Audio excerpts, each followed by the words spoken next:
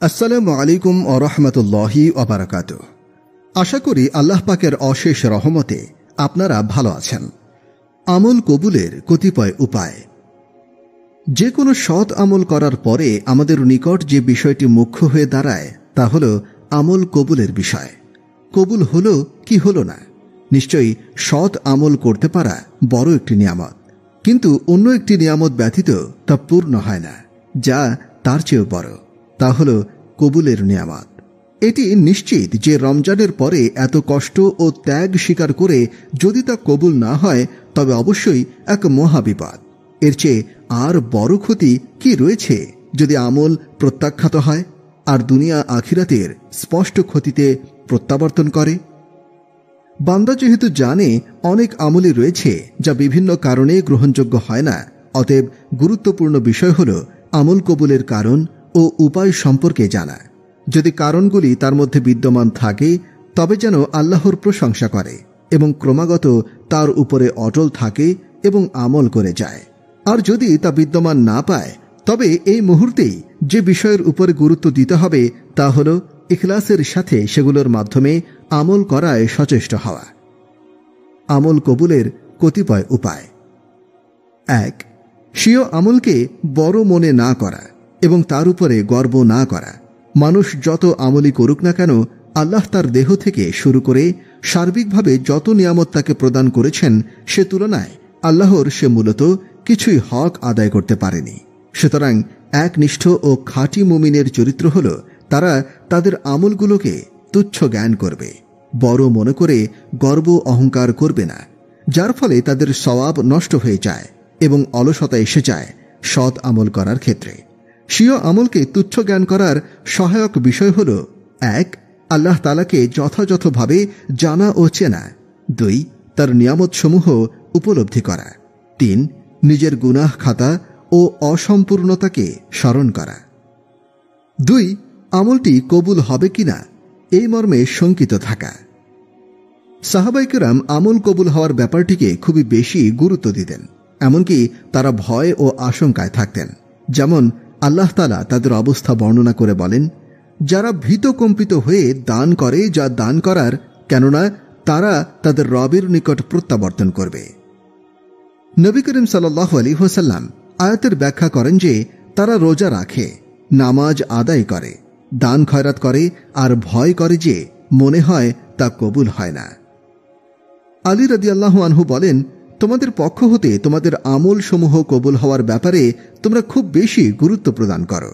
তোমরা কি আল্লাহর বাণী শ্রবণ করো না? নিশ্চয়ই আল্লাহ মুত্তাকিদের পক্ষ হতেই কবুল করে থাকেন। সূরা মায়েদা আয়াত ২৭। ৩. আমল কবুলের আশা পোষণ ও দোয়া করা। আল্লাহর প্রতি ভয়ই যথেষ্ট নয়, বরং অনুরূপ তার নিকট আশা পোষণ করতে হবে, কেননা আশাবিহীন ভয় নিরাশ হওয়ার কারণ এবং ভয়বিহীন আশা আল্লাহর শাস্তি হতে নিজেকে মুক্ত মনে করার কারণ। অথচ উভয়টি দোষণীয়, যা মানুষের আকীদা এবং আমলে মন্দ প্রভাব বিস্তার করে। জেনে রাখুন, আমল প্রত্যাখ্যান হয়ে যাওয়ার ভয় আশঙ্কার সাথে সাথে আমল কবুলের আশাপোষণ মানুষের জন্য বিনয়, নম্রতা ও আল্লাহ ভীতি এনে দেয়, যার ফলে তার ঈমান বৃদ্ধি পায়। যখন বান্দার মধ্যে আশা পোষণের গুণ সাব্যস্ত হয় তখন সে অবশ্যই তার আমল কবুল হওয়ার জন্য তার প্রভুর নিকটে ২ হাত তুলে প্রার্থনা করে, যেমন করেছিলেন আমাদের পিতা ইব্রাহিম খলিলুল্লাহ এবং তার পিতা ইসমাইল আলাইহিস সালাম, যা আল্লাহ তাআলা তাদের কাবা গৃহ নির্মাণের ব্যাপারটি উল্লেখ করে বর্ণনা করেন। তিনি বলেন, যখন ইব্রাহিম ও ইসমাইল আলাইহিমুসসালাম বাইতুল্লাহর ভিত্তি বুলন্দ করেন, দোয়া করেন, হে আল্লাহ, আমাদের প্রতিপালক, তুমি আমাদের দোয়া কবুল করে নিও, নিশ্চয়ই তুমি সর্বশ্রোতা সর্বজ্ঞ। সূরা বাকারা ১২৭। ৪. বেশি বেশি ইস্তেগফার, ক্ষমা প্রার্থনা।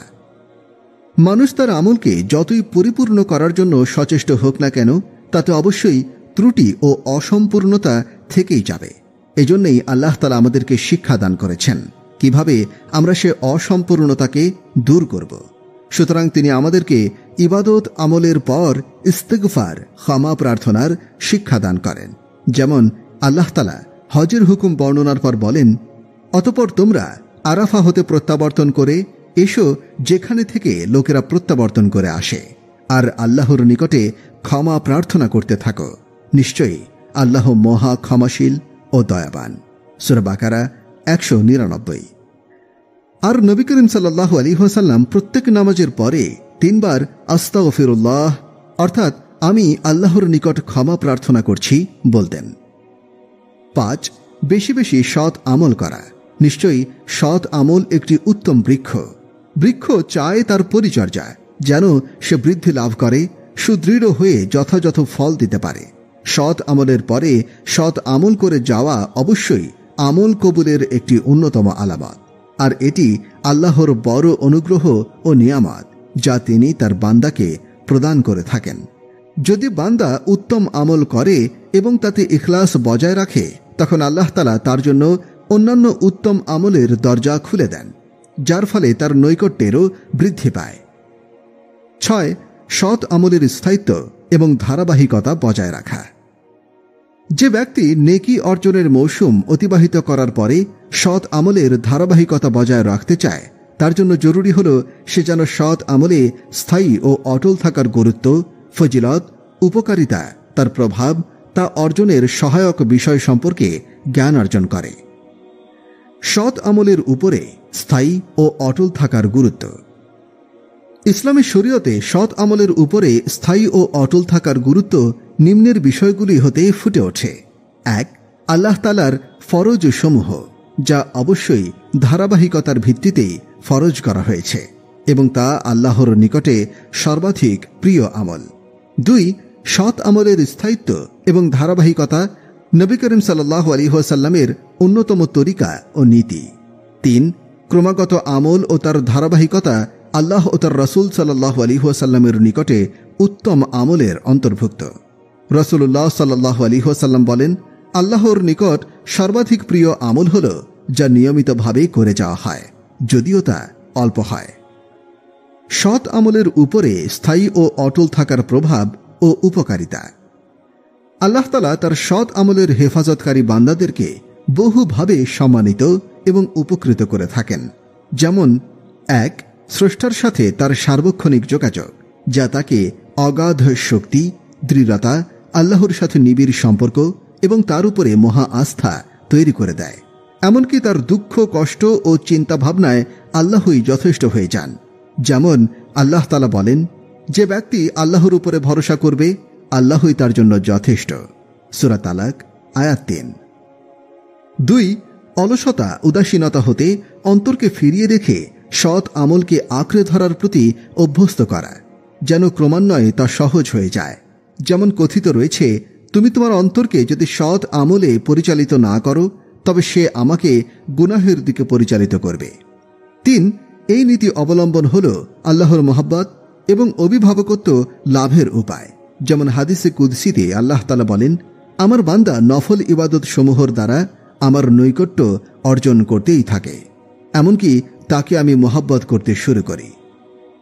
4. সৎ আমলে অবিচল থাকা বিপদ আপদে মুক্তির একটি কারণ। যেমন নবী করিম সাল্লাল্লাহু আলাইহি ওয়াসাল্লাম ইবনে আব্বাস রাদিয়াল্লাহু আনহুকে উপদেশ দেন, আল্লাহকে হেফাজত করো, অর্থাৎ তার হুকুম আহকামগুলো পালন করো, তবে তিনিও তোমাকে হেফাজত করবেন। আল্লাহকে হেফাজত করো, তবে তুমি তাকে তোমার সামনে পাবে। সুখে শান্তিতে তাকে চেনো, তিনি তোমাকে বিপদে চিনবেন। 5. সৎ আমল অবিচলতা, অশ্লীলতা এবং মন্দ আমল হতে বিরত রাখে। আল্লাহ তাআলা বলেন, নিশ্চয় নামাজ অশ্লীলতা এবং অন্যায় কাজ হতে বিরত রাখে। সূরা আনকাবুত আয়াত 45। 6. সৎ আমলে অবিচল থাকা গুনাহ খাতা মিটে যাওয়ার একটি মাধ্যম। যেমন নবী করিম সাল্লাল্লাহু আলাইহি ওয়াসাল্লাম বলেছেন, তোমাদের কারো দরজায় যদি একটি নদী থাকে আর সে প্রতিদিন 5 বার তাতে গোসল করে, তবে তার দেহে কি কোনো ময়লা অবশিষ্ট থাকবে? সাহাবাগণ বলেন, না। তিনি অর্থাৎ রাসূল সাল্লাল্লাহু আলাইহি ওয়াসাল্লাম বলেন, এমনই 5 ওয়াক্ত নামাজ আল্লাহ যার দ্বারা গুনাহসমূহকে মিটিয়ে দেন। 7. সৎ আমলে অবিচল থাকা শেষ পরিণাম ভালো হওয়ার মাধ্যম। যেমন আল্লাহ তাআলা বলেন, যারা আমার পথে চেষ্টা সাধনা করবে, অবশ্যই আমি তাদেরকে আমার পথ দেখিয়ে দেব। নিশ্চয়ই আল্লাহ সৎ আমলকারীগণের সাথে আছেন। সূরা আনকাবুত আয়াত 69। 8, এটি কিয়ামতের দিন হিসাব সহজ হওয়ার এবং আল্লাহর ক্ষমা লাভের উপায়। 9, এই নীতি মুনাফিকি হতে, অন্তরের পরিশুদ্ধতা এবং জাহান্নামের আগুন হতে পরিত্রাণের একটি উপায়। যেমন নবী করিম সাল্লাল্লাহু আলাইহি ওয়াসাল্লাম বলেন, যে ব্যক্তি 40 দিন ক্রমাগত জামাতের সাথে প্রথম তাকবীর পেয়ে নামাজ আদায় করবে, তার জন্য 2 প্রকার মুক্তির ঘোষণা। 1, জাহান্নামের আগুন হতে মুক্তি, এবং 2, মুনাফিকি হতে মুক্তি। 10, এটি জান্নাতে প্রবেশের উপায়। নবী করিম সাল্লাল্লাহু আলাইহি ওয়াসাল্লাম বলেন, যে ব্যক্তি কোনো জিনিসের 2 প্রকার আল্লাহর রাস্তায় খরচ করল, তাকে জান্নাতের দরজাসমূহ হতে আহ্বান করা হবে। জান্নাতে রয়েছে 8টি দরজা। সুতরাং যে ব্যক্তি নামাজি, তাকে নামাজের দরজা দিয়ে আহ্বান করা হবে। যে ব্যক্তি জিহাদি, তাকে জিহাদের দরজা দিয়ে আহ্বান করা হবে। যে ব্যক্তি দান খয়রাতওয়ালা, তাকে দান খয়রাতের দরজা দিয়ে আহ্বান করা হবে। আর যে ব্যক্তি রোজাদার, তাকে রাইয়ান নামক দরজা দিয়ে আহ্বান করা হবে। 11, যে ব্যক্তি নিয়মিত সৎ আমল করে, অতঃপর অসুস্থতা, সফর বা অনিচ্ছাকৃত ঘুমের কারণে যদি সে আমল বিচ্ছিন্ন হয়ে যায়, তবে তার জন্য সে আমলের সওয়াব লেখা হবে।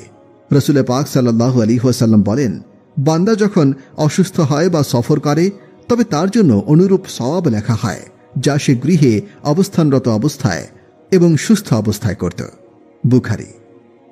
এবং নবী করিম সাল্লাল্লাহু আলাইহি ওয়াসাল্লাম বলেন, যে ব্যক্তির রাতে নামাজ ছিল কিন্তু তা হতে নিদ্রা তার উপরে প্রভাব বিস্তার করে, তবে তার জন্য সে নামাজের সওয়াব লিখে দিবেন এবং তার সে নিদ্রা হবে তার জন্য সদকা স্বরূপ।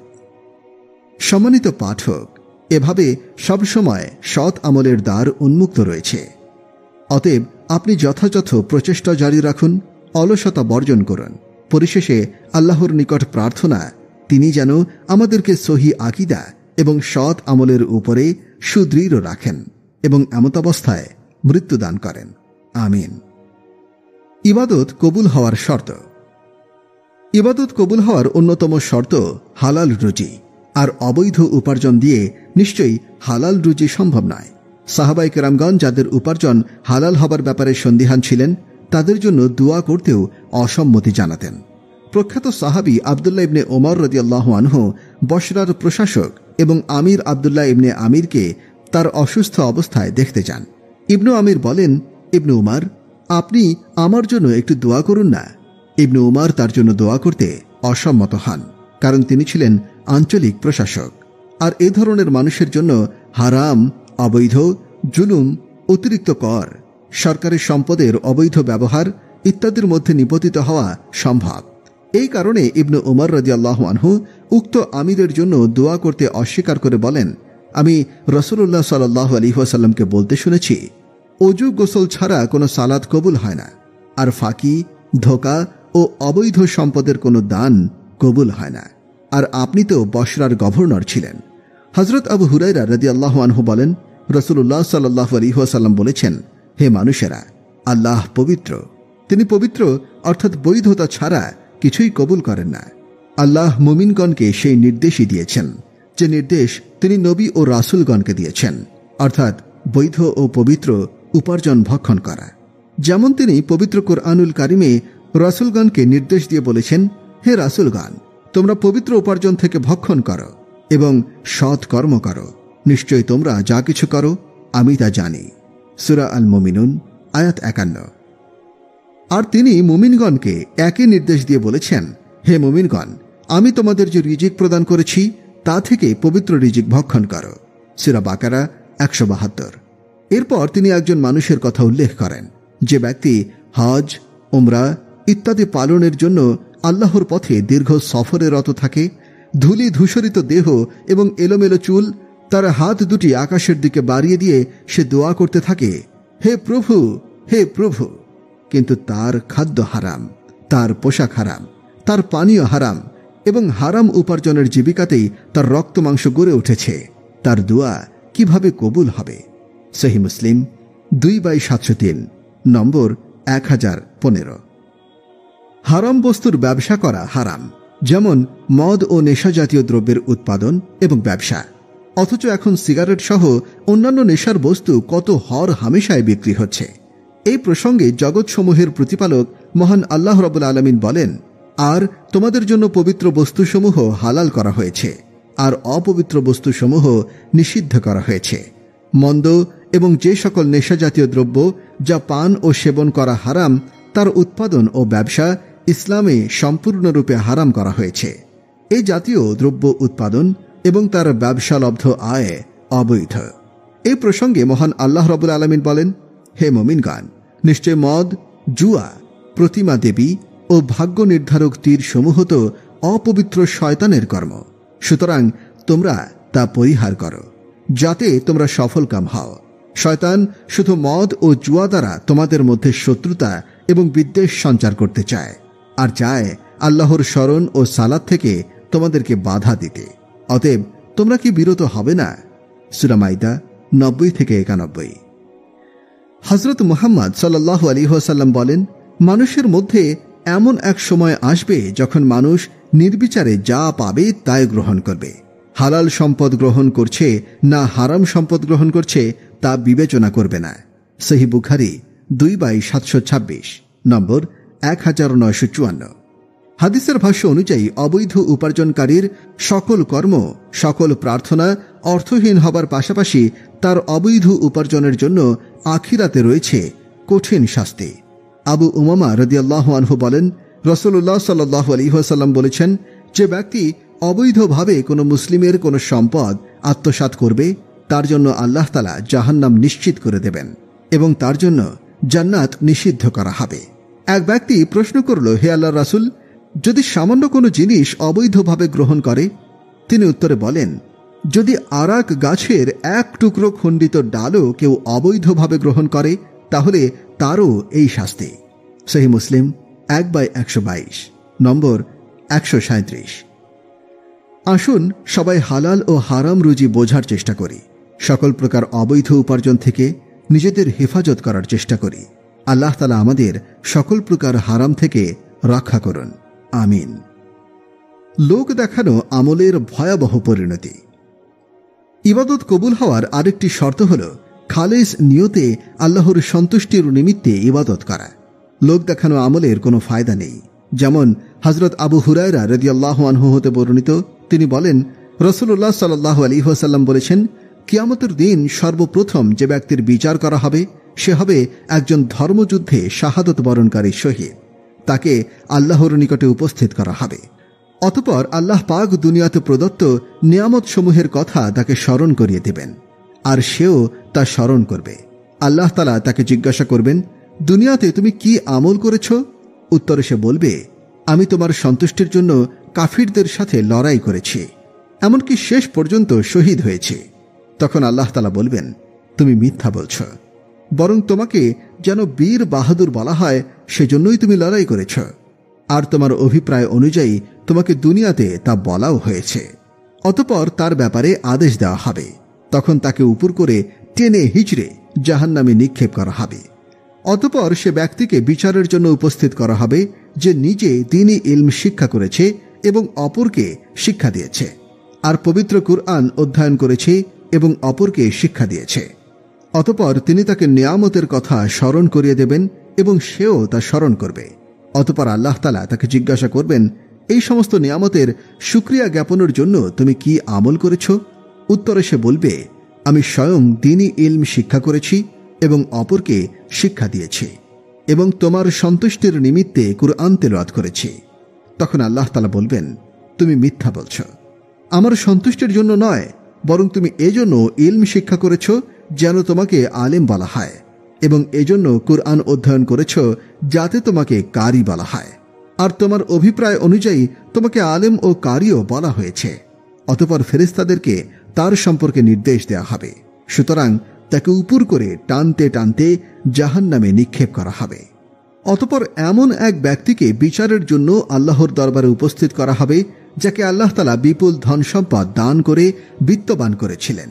তাকে আল্লাহ তাআলা প্রথমে প্রদত্ত নিয়ামতের কথা স্মরণ করিয়ে দেবেন, আর সে তখন সমস্ত নিয়ামতের কথা অকপটে স্বীকার করবে।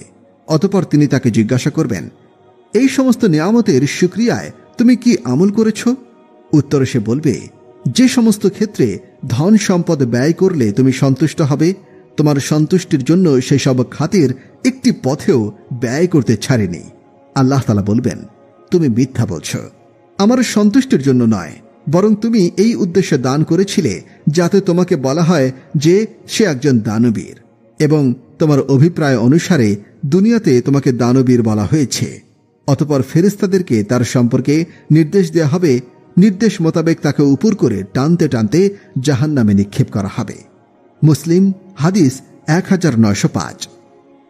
অতএব ইবাদতের ক্ষেত্রে প্রধানতম বিষয় হল আল্লাহর সন্তুষ্টির নিমিত্তে ইবাদত করা। দ্বিতীয় হল ইবাদতটি সুন্নত মুতাবিক হওয়া। তৃতীয়ত রিয়ামুক্ত তথা মানুষকে দেখানোর মানসিকতায় ইবাদত না করা। প্রকাশ্য ইবাদত বা অপ্রকাশ্য ইবাদত এটা মুখ্য বিষয় নয়। ইসলামের কিছু ইবাদত রয়েছে যেগুলো প্রকাশ্যে করতে হয়, যেমন নামাজ মসজিদে এসে জামাতের সাথে প্রকাশ্যেই আদায় করতে হয়। হজ বায়তুল্লাহ গমন করে প্রকাশ্যেই করতে হয়। ঈদের নামাজ প্রকাশ্যেই আদায় করতে হয়। কুরবানি প্রকাশ্যেই প্রদান করতে হয়। এছাড়া কিছু ইবাদত রয়েছে যা অপ্রকাশ্যে করা যায়, যেমন জিকির, তিলওয়াত, নফল নামাজ, দান, সদকা ইত্যাদি। যে ইবাদত অপ্রকাশ্যে করা যায় তা অপ্রকাশ্যে করাই সর্বোত্তম, আর যা লুকিয়ে লুকিয়ে করা যায় না তা প্রকাশ্যেই করতে হবে।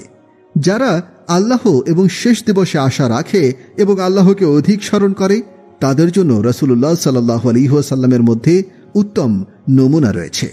আর স্মরণ করতে থাকো স্বীয় পালনকর্তাকে আপন মনে ক্রোধনরত ও ভীত সন্ত্রস্ত অবস্থায়, এবং এমন স্বরে যা চিৎকার করে বলা অপেক্ষা কম, সকালে ও সন্ধ্যায়, আর বেখবর থেকো না। সূরা আরাফ 205। হযরত আনাস বিন মালিক রাদিয়াল্লাহু আনহু থেকে বর্ণিত, রাসূলুল্লাহ সাল্লাল্লাহু আলাইহি ওয়াসাল্লাম ইরশাদ করেছেন, যখন কিয়ামত সন্নিকটে হবে তখন আমার উম্মত 3 ভাগে বিভক্ত হবে।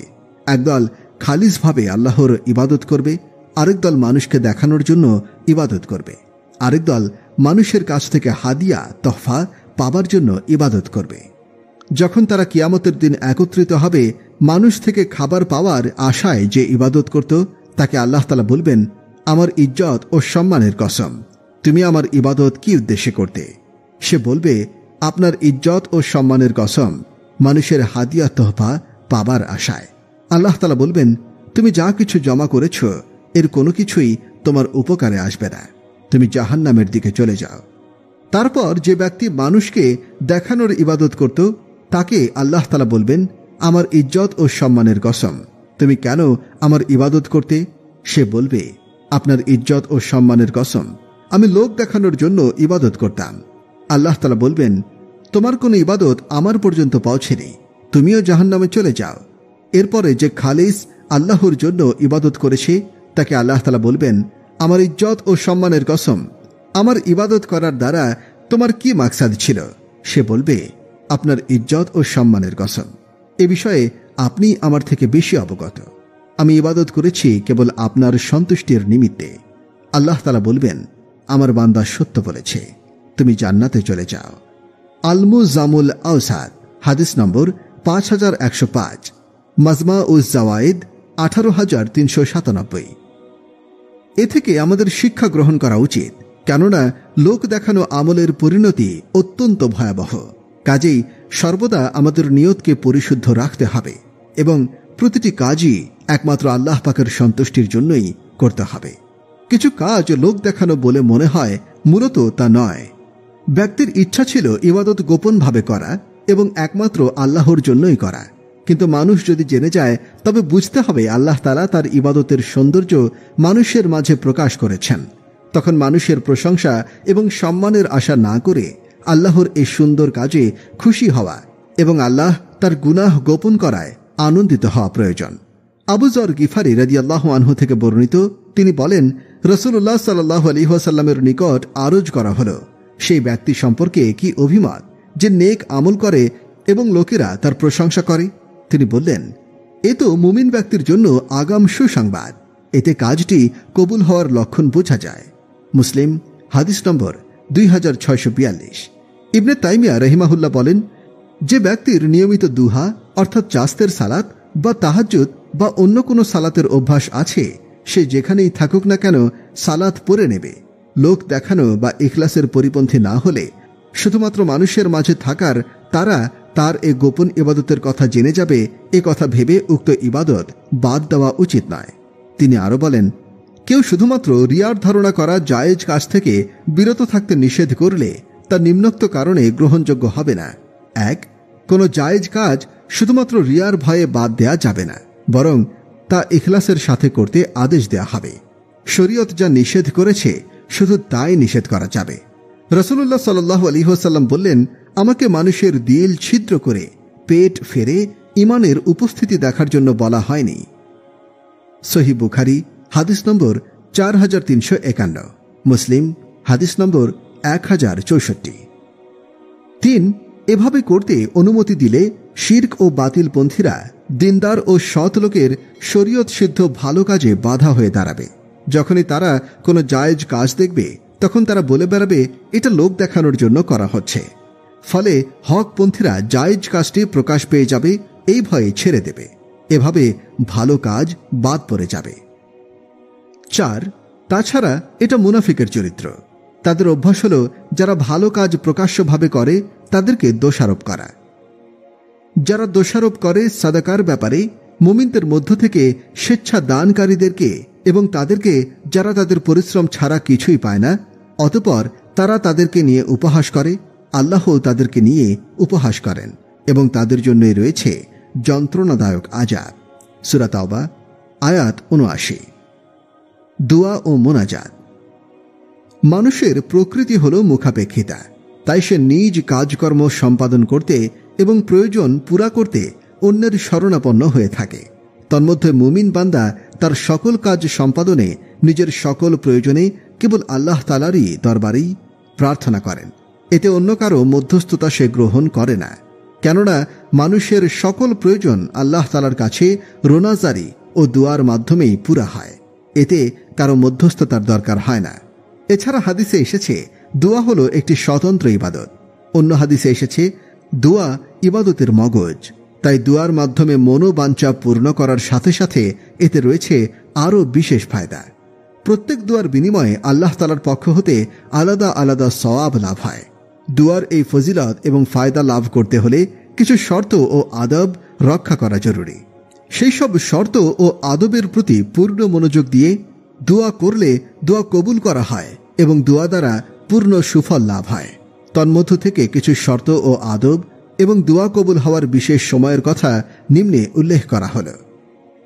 দোয়া কবুল হওয়ার কিছু শর্ত। 1. দোয়াকারীর পানাহার, পোশাক পরিচ্ছদ এবং বাসস্থান হালাল হওয়া। নবী করিম সাল্লাল্লাহু আলাইহি ওয়াসাল্লাম বলেছেন, কোনো ব্যক্তি দীর্ঘ সফর করে এলোমেলো চুল এবং ধূসর দেহ নিয়ে আসমানের দিকে 2 হাত তুলে বলতে থাকে, হে আমার রাব, হে আমার রাব, অথচ তার পানাহার, পোশাক পরিচ্ছদ সবই হারাম, অতএব তার দোয়া কি রূপে কবুল হবে? সহিহ মুসলিম 1015। 2. বাহ্যিকভাবে কবুল হতে বিলম্ব হচ্ছে মনে হলে অধৈর্য না হওয়া এবং একথা না বলা যে আমি দোয়া করেছিলাম কিন্তু তা কবুল হয়নি। নবী করিম সাল্লাল্লাহু আলাইহি ওয়াসাল্লাম বলেন, তোমাদের দোয়া কবুল করা হবে যদি না তোমরা তাড়াহুড়ো করো, এবং এই কথা না বলো যে আমি দোয়া করলাম কিন্তু তা কবুল হলো না। সহিহ মুসলিম 2735। 3. প্রার্থিত বিষয় না জায়েজ কিছু না হওয়া। নবী করিম সাল্লাল্লাহু আলাইহি ওয়াসাল্লাম বলেন, কোন মুসলমান যখন কোনো দোয়া করে তখন আল্লাহ তাআলা তাকে হয়তো তার কাঙ্ক্ষিত বস্তুটি দান করেন অথবা তার থেকে অনুরূপ অনিষ্টতা দূর করে দেন, যদি না সে কোনো গুনাহের জন্য অথবা আত্মীয়তার সম্পর্ক ছিন্ন করার দোয়া করে। তিরমিজি 3468, মুসনাদে আহনাফ 11133। 4. দোয়া কবুল করার জন্য এও শর্ত যে মুসলিম উম্মার মাঝে সৎ কাজের আদেশ ও অসৎ কাজ হতে নিষেধ বিদ্যমান থাকা, কেননা ব্যাপকভাবে এই আমল বন্ধ হয়ে গেলে দোয়া কবুল হওয়ার প্রতিশ্রুতি বলবৎ থাকে না। নবী করিম সাল্লাল্লাহু আলাইহি ওয়াসাল্লাম বলেন, হে লোক সকল, আল্লাহ তাআলা তোমাদেরকে বলেছেন তোমরা সৎ কাজের আদেশ করো এবং অসৎ কাজ থেকে নিষেধ করো, এমন সময় আসার পূর্বে যখন তোমরা আমাকে ডাকবে কিন্তু আমি তোমাদের ডাকে সাড়া দেব না, তোমরা আমার নিকটে কিছু চাইবে কিন্তু আমি তা পূর্ণ করব না, তোমরা শত্রুর বিরুদ্ধে আমার কাছে সাহায্য প্রার্থনা করবে, কিন্তু আমি তোমাদেরকে সাহায্য করব না। সহি ইবনে হিব্বান 290। দুয়ার আদবসমূহ: 1. অজুর সাথে মোনাজাত করা। 2. কিবলামুখী হয়ে মোনাজাত করা। 3. মোনাজাতের সময় সিনা বরাবর হাত তোলা এবং মোনাজাত শেষে চেহারায় হাত মোছা। 4. দুয়ার পূর্বে কোনো নেক আমল করা। 5. আল্লাহর বরত্ব ও মহত্বের পূর্ণ অনুভূতি নিয়ে অত্যন্ত বিনয় ও খুব কাকুতি মিনতি করে এভাবে দোয়া করা যে, হে আল্লাহ, তুমি আমাকে দিয়েই দাও, আমার তো আর কোনো রব নেই, তুমি কবুল না করলে আমার কোনো উপায় নেই। এভাবে বিনয়ের সাথে বারবার বলতে থাকা। 6. দুয়ার শুরুতে ও শেষে আল্লাহর প্রশংসা এবং নবী করিম সাল্লাল্লাহু আলাইহি ওয়াসাল্লামের উপরে দরুদ পাঠ করা এবং আমিন দ্বারা দোয়া শেষ করা। 7.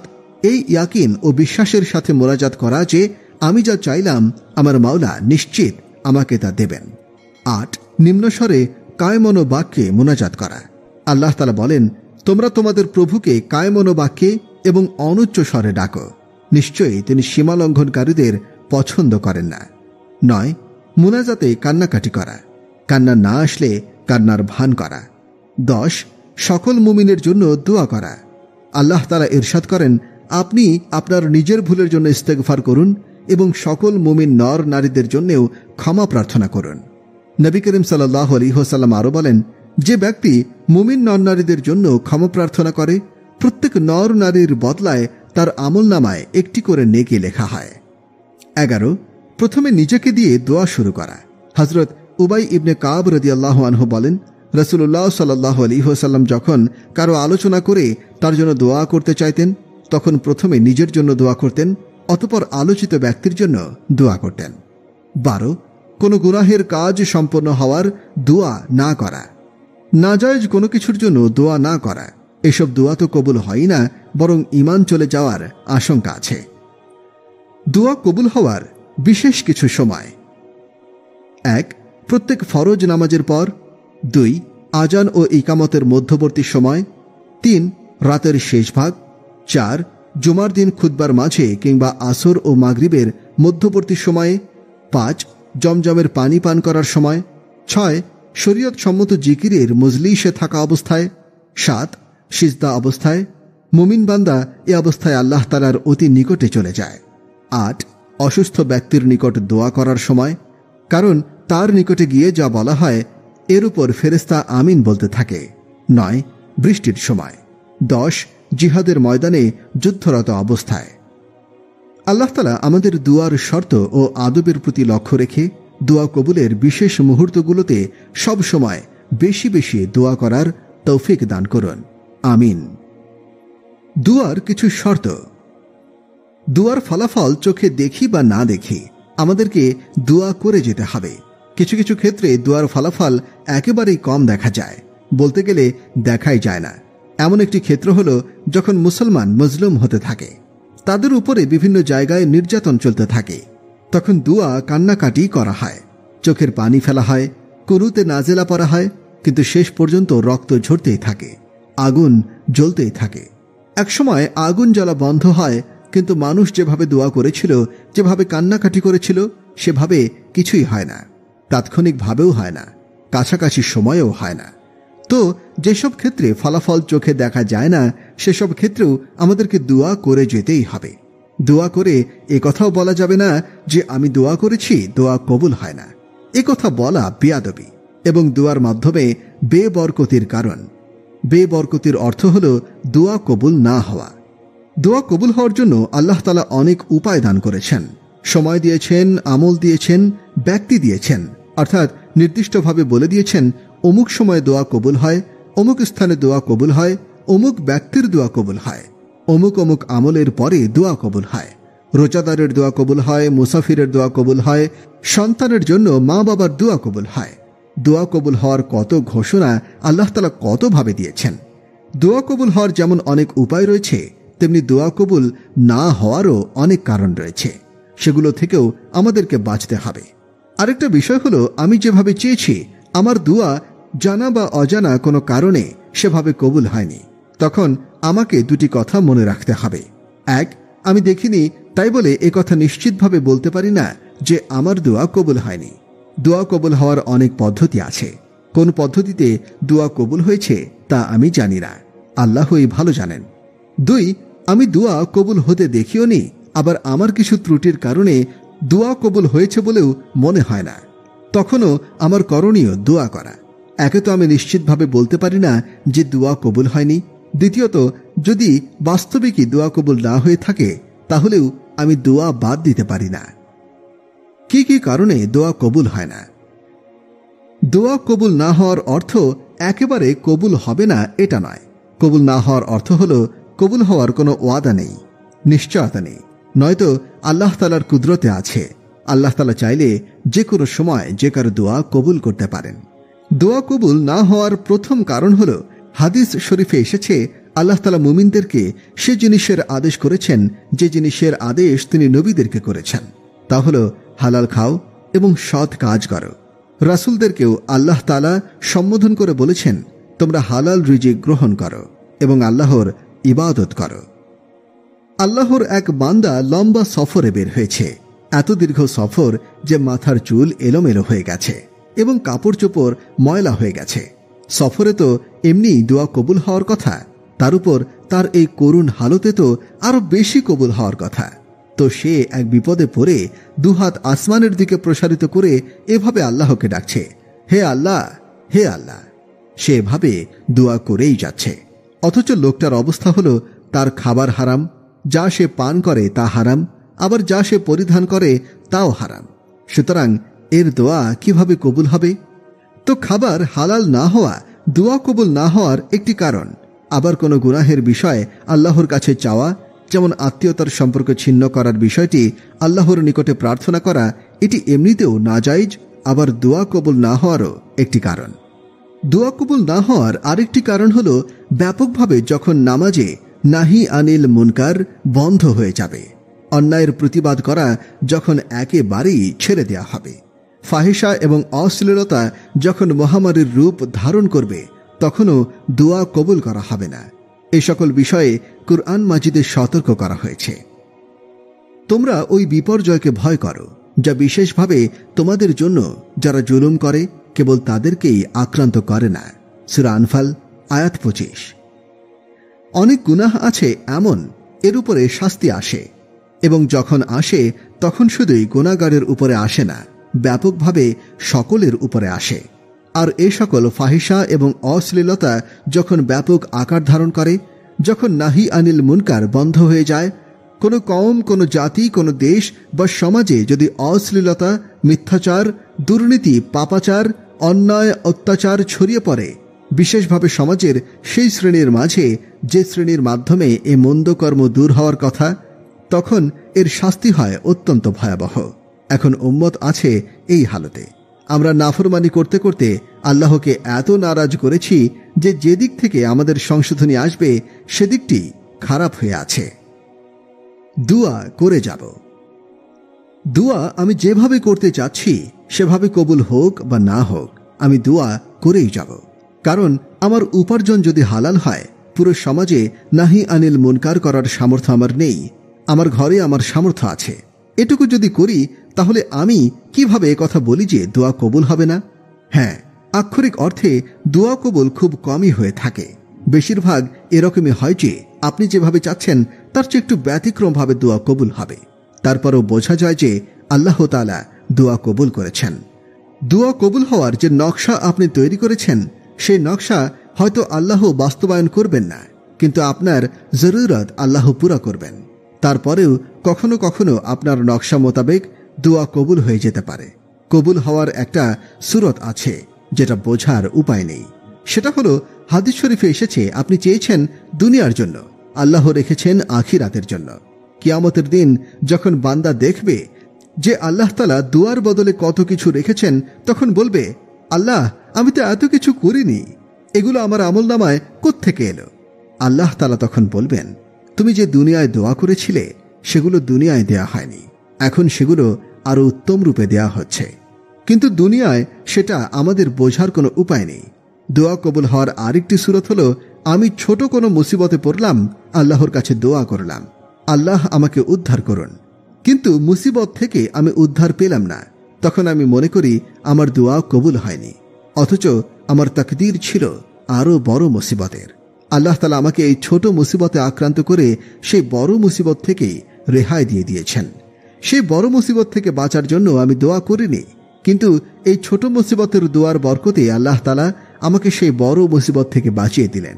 অনেক সময় রাস্তায় আমরা যানজটে পড়ি, তখন যানজট থেকে বাঁচার জন্য আমরা দোয়া করি, কিন্তু দেখা গেল যানজট থেকে বাঁচতে পারলাম না।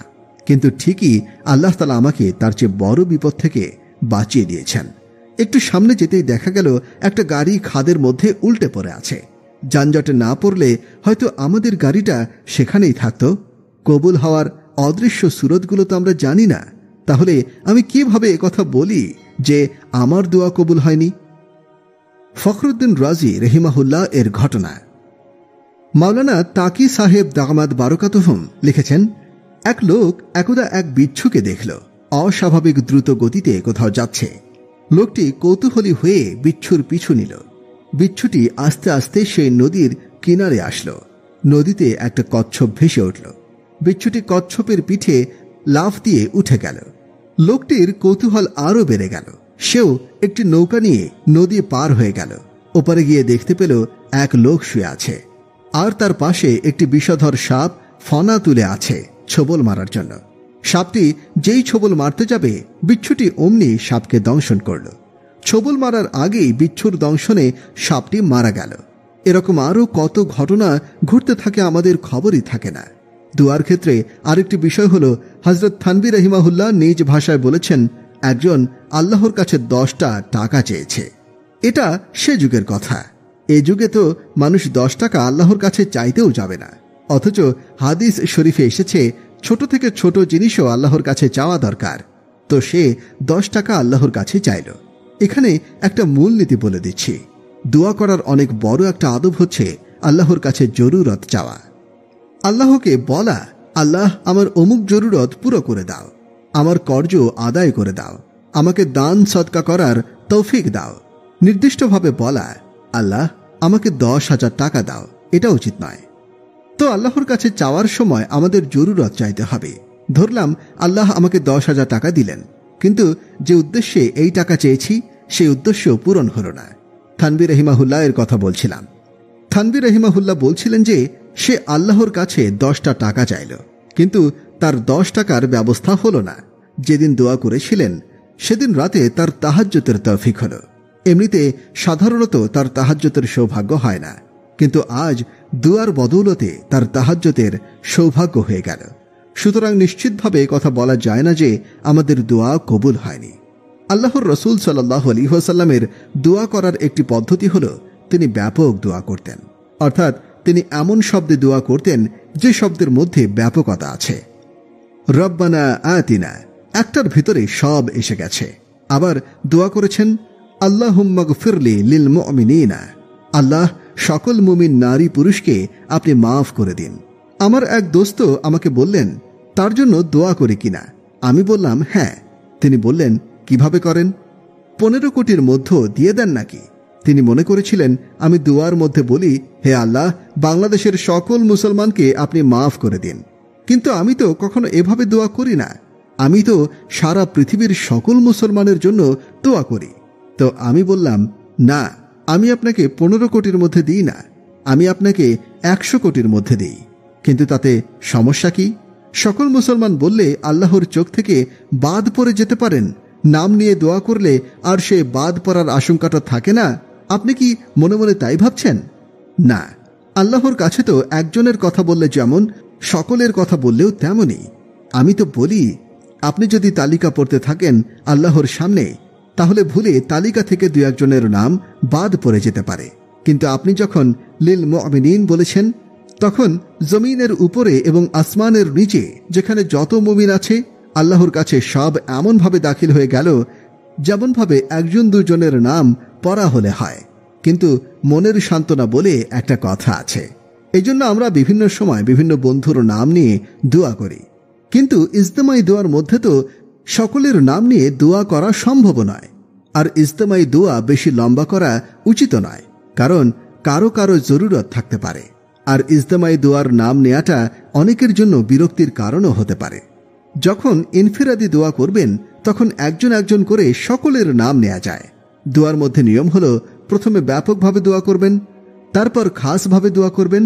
তার আপনার উপরে হক রাখে যারা আপনার সাথে সংশ্লিষ্ট, যারা আপনার কাছে দোয়া চায় তাদের এক একজনের নাম নিয়ে দোয়া করুন। এভাবে দোয়াকে ব্যাপক করুন। দোয়া করার আরেকটি পদ্ধতি হল জরুরতকে ব্যাপক করা। এভাবে বলা যে, আল্লাহ, যত জরুরত আছে তুমি গায়েব থেকে পূরণ করে দাও, যত নেক তামান্না আছে তুমি গায়েব থেকে পুরো করে দাও। এই ব্যাপক শব্দের মধ্যে আমার সকল জরুরত চলে এলো, কিন্তু এরপরেও আমি আমার বিশেষ বিশেষ জরুরত ভিন্ন ভিন্নভাবে আবার বলবো। আমরা দোয়া করি, আল্লাহ, আপনি আমাদের অসুস্থদেরকে এবং মুসলমানদের সকল অসুস্থদেরকে সুস্থ করে দিন। তো এখানে ব্যাপকভাবে দোয়া করা হলো। পরে নাম নিয়ে নিয়ে আমাদের মধ্যে যারা অসুস্থ তাদের জন্য দোয়া করতে পারি।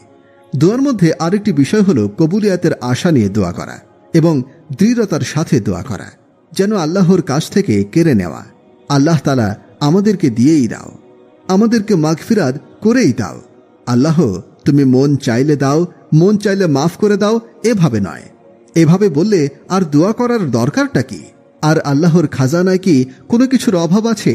হাদিসে তো এসেছে, আল্লাহ যদি সকলের সকল জরুরত পুরো করে দেন, আল্লাহর খাজানা বিন্দুমাত্র কমবে না। সুতরাং চাওয়ার সময় আমি কম চাইতে যাব কেন? আরেকটি বিষয় হলো অন্তর হাজির রেখে আল্লাহর কাছে দোয়া করা।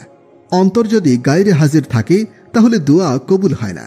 হাত উঠিয়ে রাখলাম কিন্তু আমার মন পড়ে আছে অন্যদিকে, তাহলে দোয়া কবুল হবে না। মুখে তলব, দিলে তলব নেই, এটি দোয়া কবুল না হওয়ার একটি অনেক বড় কারণ। আরেকটা বিষয় হলো কান্না বা কান্নার ভাব নিয়ে দোয়া করা। কান্না মানুষের ইচ্ছাধীন বিষয় নয়। কখনো অনেক চেষ্টা করেও পারা যায় না, কখনো ছোটখাটো কারণেও কান্না চলে আসে। কিন্তু কান্নার ভাব ধরা এটা সব সময় সাধ্যের ভেতরেই থাকে। হাদিসে রাসূল করিম সাল্লাল্লাহু আলাইহি ওয়াসাল্লাম বলেছেন, কাঁদো অথবা কান্নার ভান করো, আমাদের জন্য কত সহজ করে দেয়া হয়েছে। আর দোয়ার মধ্যে কোনো ইমামতি নেই। এটা শাইখুল হাদিস আল্লামা আজিজুল হক সাহেবের শব্দ। প্রফেসর হামিদুর রহমান সাহেবও এই কথা খুবই নকল করেন। আজকাল অনেকে বলেন দোয়া পরিচালনা করবেন অমুক। আহা, দোয়া বুঝি পরিচালনার জিনিস? দোয়ার মধ্যে ইমামতি নেই। কথাটি অত্যন্ত অর্থবহ। নামাজের মধ্যে যেমন ইমাম সাহেব তাকবীর বলেন, তারপর অন্যরা তার অনুসরণ করেন। ইমাম সাহেবের আগে কোনো কিছু করলে যেমন নামাজ হবে না, তেমনি অনেকে মনে করেন দোয়ার মধ্যে ইমাম সাহেবের আগে কিছু করলে হবে না। না, এটা মোটেও জরুরি কোনো বিষয় নয়। তিনি শুরু করবেন তার সুবিধা মতো, আর আমি শুরু করব আমার সুবিধা মতো। তিনি যে দোয়া করেছেন, আমি চাইলে তার দোয়ার উপরও আমিন বলতে পারি, আর চাইলে আমার জরুরতের বিষয়েও আমি নিজে নিজে আল্লাহর কাছে দোয়া করতে পারি।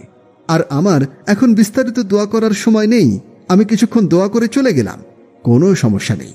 অথবা আমি শরিক হলাম না, আলোচনা হলো, আলোচনার পরে দোয়া শুরু হলো, কিন্তু আমি দোয়ায় শরিক না হয়ে চলে গেলাম, তাহলে এতে আপত্তি করার কিছু নেই। কিন্তু মানুষ মনে করে দোয়ায় থাকা বয়ানে থাকার চেয়েও গুরুত্বপূর্ণ। তাই তারা কেউ দোয়াতে শরিক না হলে বলে যে, আরে এতক্ষণ বয়ানে শরিক হলো, এখন দোয়ায় শরিক না হয়েই চলে গেল।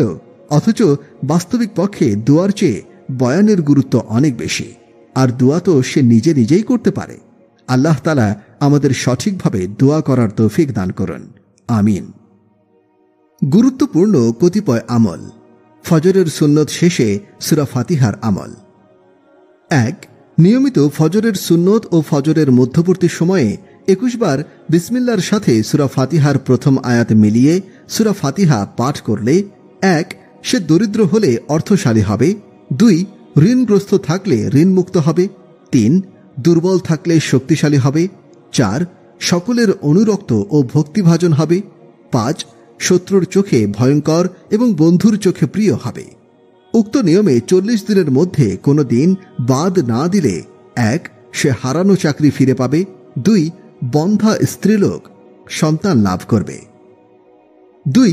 কেউ নিয়মিত ফজরের সুন্নত ও ফজরের মধ্যবর্তী সময়ে 41 বার বিসমিল্লাহর সাথে সূরা ফাতিহার প্রথম আয়াত মিলিয়ে সূরা ফাতিহা পাঠ করলে সে যে উদ্দেশ্যে পাঠ করবে তা হাসিল হবে।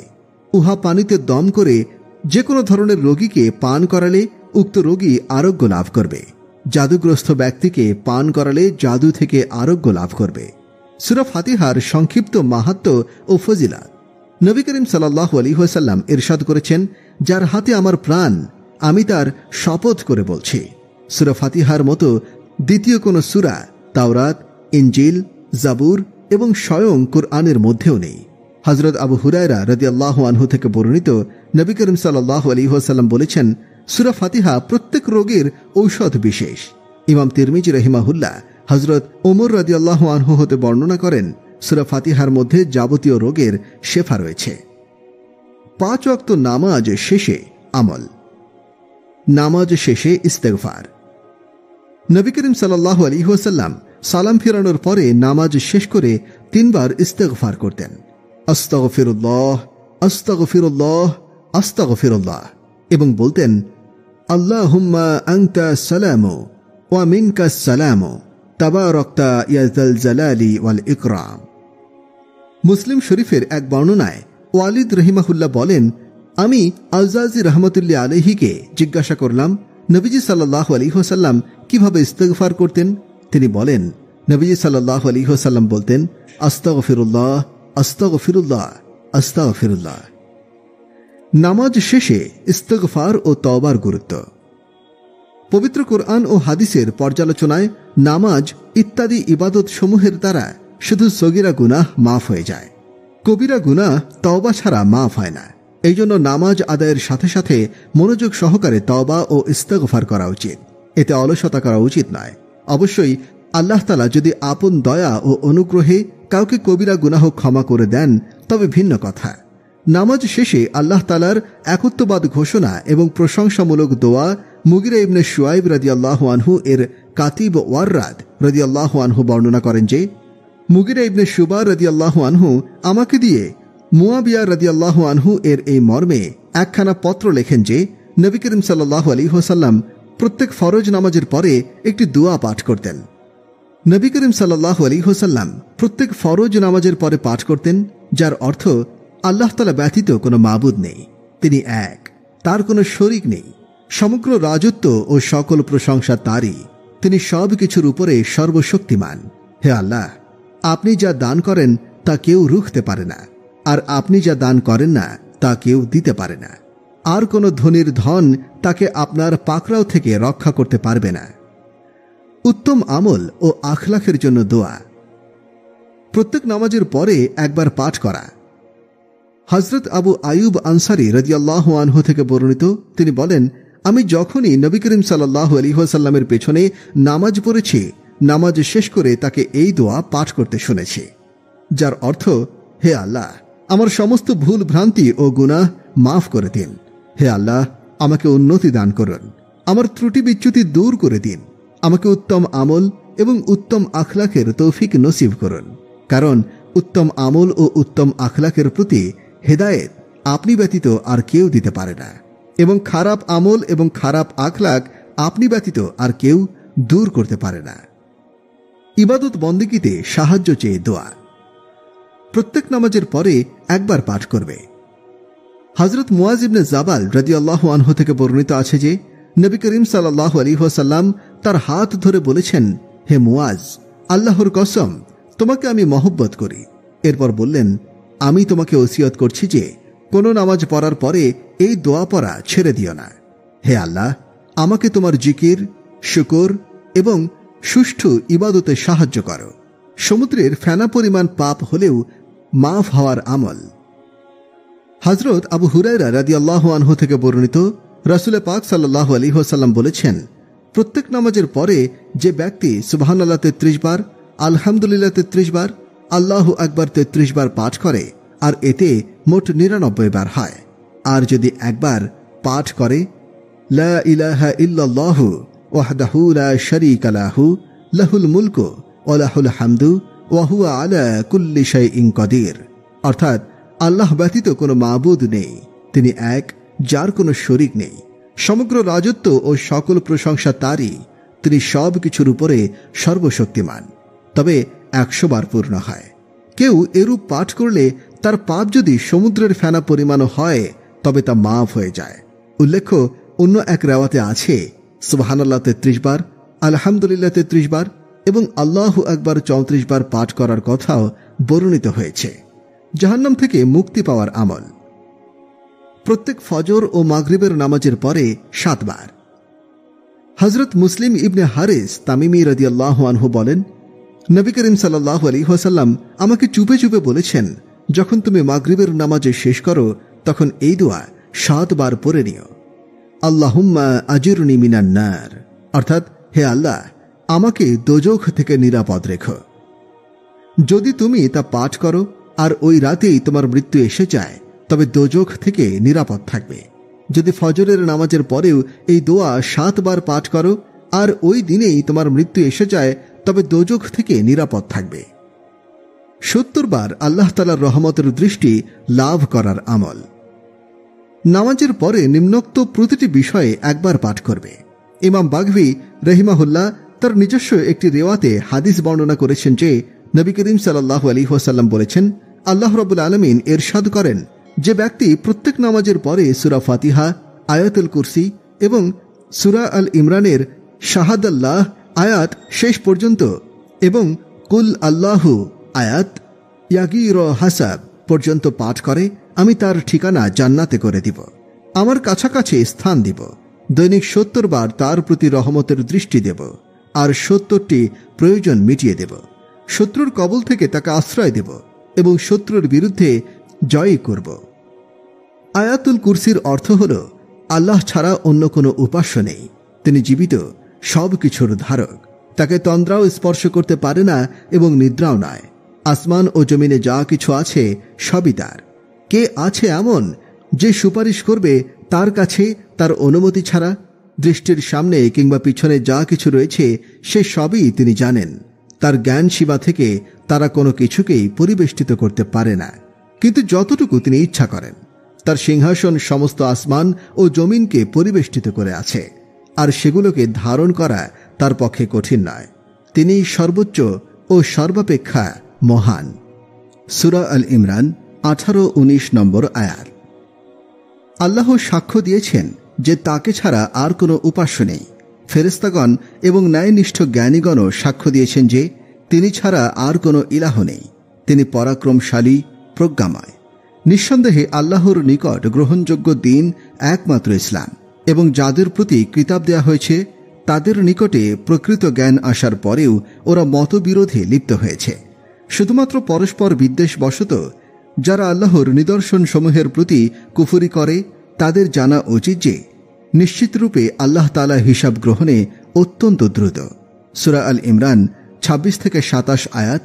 বলুন, ইয়া আল্লাহ, তুমি সার্বভৌম ক্ষমতার অধিকারী, তুমি যাকে ইচ্ছা রাজ্য দান করো এবং যার কাছ থেকে ইচ্ছা রাজ্য ছিনিয়ে নাও, এবং যাকে ইচ্ছা সম্মান দান করো আর যাকে ইচ্ছা অপমানে পতিত করো। তোমারই হাতে রয়েছে যাবতীয় কল্যাণ। নিশ্চয়ই তুমি সর্ববিষয়ে ক্ষমতাশীল।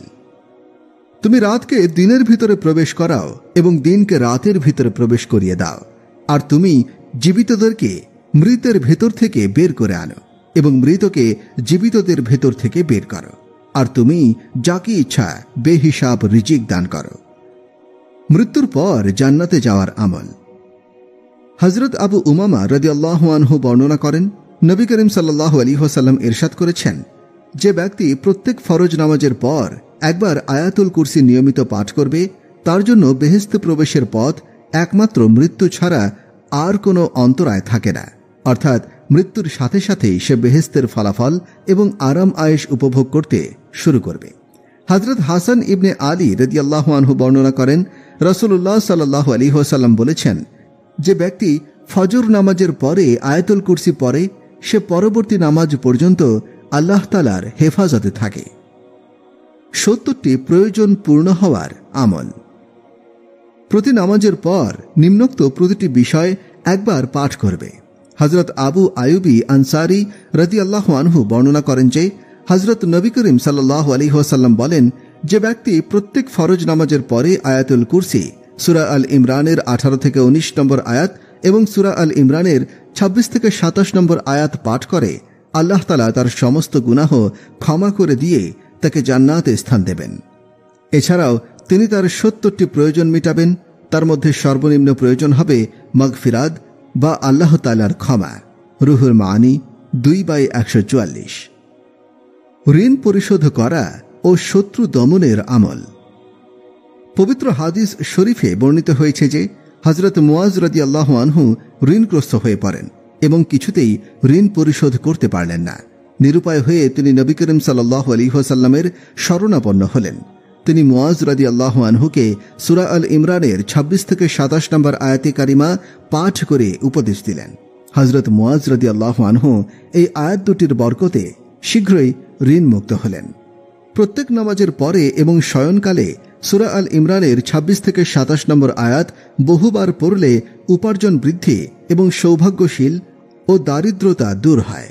ফজর ও মাগরিবের পর সূরা আল ইমরানের ২৬ থেকে ২৭ নম্বর আয়াত ৭ বার করে পড়লে আল্লাহর রহমতে ঋণ এবং শত্রু দমন হবে। আমলে নাজাত। নবী করিম সাল্লাল্লাহু আলাইহি ওয়াসাল্লামের শাফায়াত ও তাকে স্বপ্ন দেখার আমল। প্রতি নামাজের পরে একবার বা ৭ বার কিংবা রোজ ৪১ বার পাঠ করবে। সূরা তাওবার শেষ ২ আয়াত প্রত্যেক ফরজ নামাজের পরে একবার পাঠ করলে কিয়ামতের দিন নবী করিম সাল্লাল্লাহু আলাইহি ওয়াসাল্লামের শাফায়াত লাভ করবে। আর প্রত্যেক ফরজ নামাজের শেষে ৭ বার পাঠ করলে ১. সে দুর্বল হলে বলবান হবে, ২. লাঞ্ছিত হলে সম্মানিত হবে, ৩. পরাজিত হলে পরাক্রান্ত হবে, ৪. দরিদ্র থাকলে ধনবান হবে, ৫. বিপদগ্রস্ত থাকলে বিপদমুক্ত হবে, ৬. তার অপমৃত্যু হবে না, ৭. তার আয়ু বৃদ্ধি পাবে, ৮. তার সকল কাজ সহজ সাধ্য হবে, ৯. স্বপ্নে নবী করিম সাল্লাল্লাহু আলাইহি ওয়াসাল্লামের সাক্ষাৎ লাভ না হয়ে পারবে না। আবু দাউদ শরীফ। ১০. প্রতিদিন ৪১ বার পাঠ করলে স্বপ্নে নবী করিম সাল্লাল্লাহু আলাইহি ওয়াসাল্লামের সাক্ষাৎ লাভ করবে। সংশ্লিষ্ট একটি ঘটনা। আবুল কাশেম খাফফাফ রহমতুল্লাহ আলাইহি বলেন, একদিন শিবলি রহমতুল্লাহ আলাইহি শায়েখ আবু বকর ইবনে মুজাহিদের মসজিদে উপস্থিত হলেন। শায়েখ আবু বকর রহমতুল্লাহ আলাইহি তার সম্মানার্থে উঠে দাঁড়ালেন। এটি দেখে তার শীর্ষগণ বললেন, যখন উজির সাহেব আগমন করেন তখন তো আপনি তার সম্মানার্থে দাঁড়ান না, অথচ এখন শিবলি রহমতুল্লাহ আলাইহির জন্য দাঁড়ালেন, এর কারণ কি? তিনি বলেন, নবী করিম সাল্লাল্লাহু আলাইহি ওয়াসাল্লাম যাকে সম্মান প্রদর্শন করেন তাকে সম্মান প্রদর্শন করা কি আমার উচিত নয়? আমি একদিন নবী করিম সাল্লাল্লাহু আলাইহি ওয়াসাল্লামকে স্বপ্নে দেখলাম। তিনি বললেন, হে আবু বকর, আগামীকাল তোমার নিকট একজন বেহেশতি আসবে, সে আসলে তাকে সম্মান প্রদর্শন করো। এর ২-৩ দিন পরে আমি আবার নবীজি সাল্লাল্লাহু আলাইহি ওয়াসাল্লামকে স্বপ্নে দেখলাম। তিনি বললেন, তুমি যেমন একজন বেহেশতিকে সম্মান প্রদর্শন করেছ, তেমনি আল্লাহ তাআলা তোমাকে সম্মানিত করুন। আমি বললাম, ইয়া রাসূলুল্লাহ সাল্লাল্লাহু আলাইহি ওয়াসাল্লাম, শিবলি রহমতুল্লাহ আলাইহির এই সম্মান লাভ কিভাবে হলো? তিনি বললেন, যেহেতু সে ৫ ওয়াক্তে প্রত্যেক ফরজ নামাজের পরে সূরা তাওবার শেষ ২ আয়াত পাঠ করার পরে ৩ বার বলে, সাল্লাল্লাহু তাআলা আলাইহি ওয়া ইলাইহি ওয়া বারাকা ইয়া সাইয়্যিদিনা মুহাম্মদ। এই আমলটি সে ৮০ বছর যাবত করে আসছে। যে ব্যক্তি এরূপ করেন তাকে আমি সম্মান প্রদর্শন করব না? জান্নাতের যে কোনো দরজা দিয়ে প্রবেশ এবং যে কোনো হুরকে বিয়ে করার আমল। হযরত জাবের ইবনে আব্দুল্লাহ রাদিয়াল্লাহু আনহু থেকে বর্ণিত, নবী করিম সাল্লাল্লাহু আলাইহি ওয়াসাল্লাম বলেছেন, ৩টি কাজ এমন রয়েছে যে ব্যক্তি এগুলো সম্পাদন করবে সে জান্নাতের দরজাগুলোর যে কোনো দরজা দিয়ে প্রবেশ করতে পারবে এবং জান্নাতের যে কোনো হুরের সাথে ইচ্ছা বিবাহ বন্ধনে আবদ্ধ হতে পারবে। প্রথমত, যে ব্যক্তি তার হত্যাকারীকে ক্ষমা করে দেয়। দ্বিতীয়ত, নিজের গোপনীয় ঋণ পরিশোধ করে দেয়। তৃতীয়ত, প্রত্যেক ফরজ নামাজের পরে ১০ বার সূরা ইখলাস পাঠ করে। তখন হযরত আবু বকর রাদিয়াল্লাহু আনহু জিজ্ঞাসা করলেন, ইয়া রাসূলুল্লাহ সাল্লাল্লাহু আলাইহি ওয়াসাল্লাম, এর ৩টি কাজের যে কোনো একটি যদি কেউ করে? উত্তরে নবী করিম সাল্লাল্লাহু আলাইহি ওয়াসাল্লাম বললেন, একটি করলেও একই রকম সম্মান সে লাভ করবে। দুররে মানসুর ৮/৬৭৩। জান্নাতে প্রাসাদ নির্মিত হওয়ার আমল। যে কোনো সময় সূরা ইখলাস ১০ বার পড়লে জান্নাতে একটি প্রাসাদ নির্মিত হয়। হযরত মুআজ ইবনে আনাস আল জুহানি রাদিয়াল্লাহু আনহু বর্ণনা করেছেন, কেহ যদি 10 বার সূরা ইখলাস পাঠ করে তবে আল্লাহ তাআলা তার জন্য জান্নাতে একটি প্রাসাদ নির্মাণ করবেন।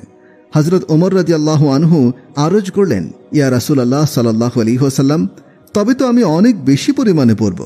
নবীজি সাল্লাল্লাহু আলাইহি ওয়াসাল্লাম ইরশাদ করলেন, আল্লাহ তাআলা অনেক বেশি উত্তম সওয়াব দানকারী। সকল প্রকার অনিষ্ট থেকে আশ্রয় প্রার্থনার আমল। সূরা ইখলাস, সূরা ফালাক, সূরা নাস একবার করে পাঠ করবে। প্রত্যেক ফরজ নামাজের পরে একবার করে সূরা ইখলাস, সূরা ফালাক, সূরা নাস পড়া মুস্তাহাব। উক্ত সূরা সকাল সন্ধ্যায় প্রতিটি 3 বার করে পাঠ করবে। হযরত ওমর রাদিয়াল্লাহু আনহু থেকে বর্ণিত, তিনি বলেন, নবীজি সাল্লাল্লাহু আলাইহি ওয়াসাল্লাম আমাকে প্রত্যেক নামাজের পরে সূরা ফালাক ও সূরা নাস পাঠ করতে আদেশ করেছেন। বিশেষ মর্যাদা এবং গুরুত্বপূর্ণ 3টি সূরা। সূরা ইখলাস, সূরা ফালাক ও সূরা নাস তাওরাত, ইনজিল, জাবুর ও কুরআনের প্রতিটি কিতাবেই নাজিল হয়েছে। সূরা ফালাক ও নাসের ফজিলত। হযরত আয়েশা রাদিয়াল্লাহু আনহা বলেন, নবী করিম সাল্লাল্লাহু আলাইহি ওয়াসাল্লাম কোন রোগে আক্রান্ত হলে সূরা ফালাক এবং সূরা নাস পড়ে ফু দিয়ে সর্বাঙ্গে হাত বুলিয়ে দিতেন। অন্য এক হাদিসে এসেছে, নবী করিম সাল্লাল্লাহু আলাইহি ওয়াসাল্লাম জিন ও মানুষের কুদৃষ্টি হতে আশ্রয় প্রার্থনা করতেন। এই দুটি সূরা অবতীর্ণ হওয়ার পরে তিনি এই সূরা দুটিকে গ্রহণ করেন এবং বাকি সব ছেড়ে দেন। একজন জান্নাতি সাহাবীর আমল। হযরত আনাস ইবনে মালিক রাদিয়াল্লাহু আনহু বলেন, আমরা রাসূল সাল্লাল্লাহু আলাইহি ওয়াসাল্লামের দরবারে মসজিদে নববীতে উপবিষ্ট ছিলাম। তখন তিনি বললেন, তোমাদের নিকট একজন জান্নাতি মানুষ আগমন করবে। অতঃপর একজন সাহাবী আগমন করলেন। তার দাড়ি থেকে সদ্যকৃত অজুর পানির ফোঁটা ঝরে পড়ছিল। তিনি তার বাম হাতে জুতা দিয়ে মসজিদে প্রবেশ করলেন। তার পরদিন নবী করিম সাল্লাল্লাহু আলাইহি ওয়াসাল্লাম আমাদেরকে অনুরূপ কথা বললেন এবং প্রথম দিনের মতো সেই সাহাবী আগমন করলেন এবং তৃতীয় দিনও তাই হল। নবী করিম সাল্লাল্লাহু আলাইহি ওয়াসাল্লাম সেই কথা আবার বললেন এবং যথারীতি সেই সাহাবী পূর্বের অবস্থায় আগমন করলেন। নবী করিম সাল্লাল্লাহু আলাইহি ওয়াসাল্লাম যখন আলোচনা শেষ করে উঠে দাঁড়ালেন, তখন আব্দুল্লাহ ইবনে আমর ইবনুল আস রাদিয়াল্লাহু আনহু সেই সাহাবীর অনুগামী হলেন। তিনি তাকে বললেন, আমি আমার পিতার সাথে ঝগড়া করে শপথ করেছি 3 দিন পর্যন্ত তার ঘরে যাব না। এই 3 দিন আমাকে যদি আপনার ঘরে থাকার সুযোগ করে দিতেন তবে আমি সেখানে থাকতাম।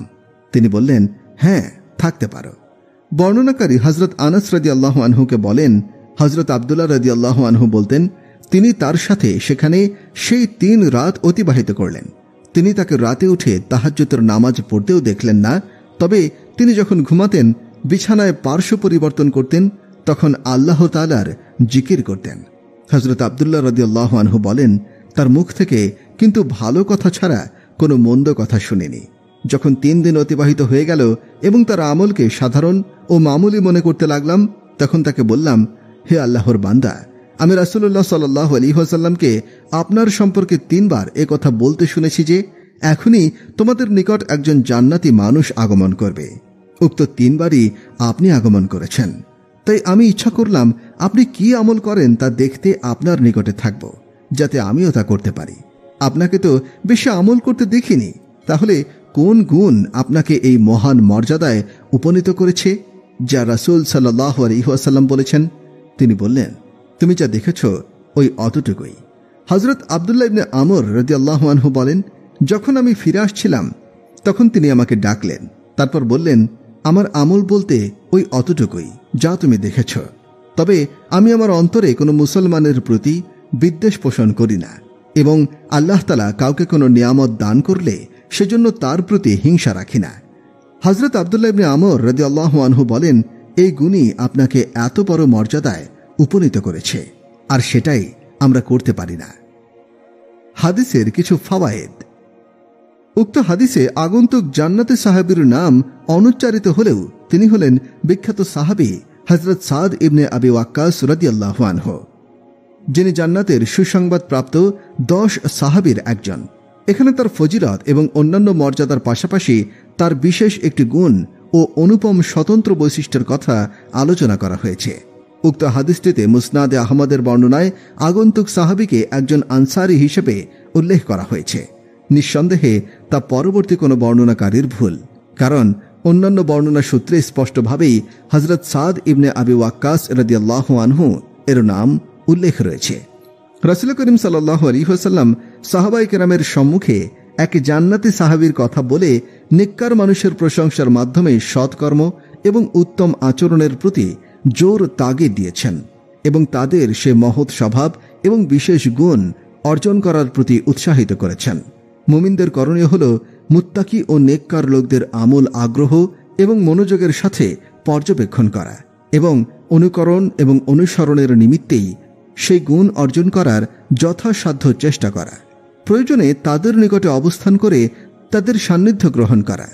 যেমন আল্লাহ তাআলা ইরশাদ করেছেন, তারা ছিল এমন লোক যাদেরকে আল্লাহ তাআলা হেদায়েত করেছেন, সুতরাং তুমিও তাদের পথের অনুসরণ করো। হযরত আব্দুল্লাহ ইবনে আমর রাদিয়াল্লাহু আনহু এই অনুপ্রেরণা থেকেই ওই সাহাবীর নিকটে অবস্থান করেছেন। আর হাদিসের সেই সুস্পষ্ট বক্তব্য যা সহজেই বোধগম্য, জান্নাত লাভের অধিকারী নিষ্কলুষ আত্মার ফজিলাত, আত্মশুদ্ধি করা, অন্তরকে পাক পবিত্র রাখা এবং হিংসা বিদ্বেষ এবং অন্যান্য আত্মার ব্যাধি থেকে মুক্ত রাখা হচ্ছে এমন একটি গুণ যা মানুষকে দুনিয়া ও আখিরাতে সফলতার শীর্ষ চূড়ায় নিয়ে যায় তথা জান্নাত লাভের উপযোগী বানায়। কারণ মানুষের অন্তর হল ঈমান, ইখলাস ও তাকওয়ার স্থান। সুতরাং কোন খাঁটি মুমিনের অন্তরে ঈমান, তাকওয়া এবং হিংসা বিদ্বেষ কখনো একসাথে থাকতে পারে না। এজন্যই রাসূল করিম সাল্লাল্লাহু আলাইহি ওয়াসাল্লাম হযরত আনাস রাদিয়াল্লাহু আনহুকে বলেছেন, হে বৎস, কারো প্রতি বিদ্বেষ পোষণ করা ব্যতীত তুমি যদি সকাল সন্ধ্যা অতিবাহিত করতে অর্থাৎ জীবন কাটাতে সক্ষম হও তাহলে তাই করো। হিংসা বিদ্বেষ হল ঈমান ইসলামের পরিপন্থী এমন অসৎ প্রবণতা যা মানুষের নেকিকে ধ্বংস করে এবং জান্নাতের পথ থেকে দূরে সরিয়ে দেয়। তাছাড়া হাদিস শরীফে বর্ণিত হয়েছে, মানুষ যতক্ষণ হিংসা বিদ্বেষ থেকে মুক্ত থাকবে ততক্ষণ তারা কল্যাণের উপরে অবিচল থাকবে। আল্লাহ তাআলা আমাদেরকে পবিত্র হৃদয় দান করুন, আমিন। মুনকার নাকিরের প্রশ্নের জবাব দিতে আল্লাহ তাআলার সাহায্য পাবার আমল। ফজরের নামাজের পরে 100 বার।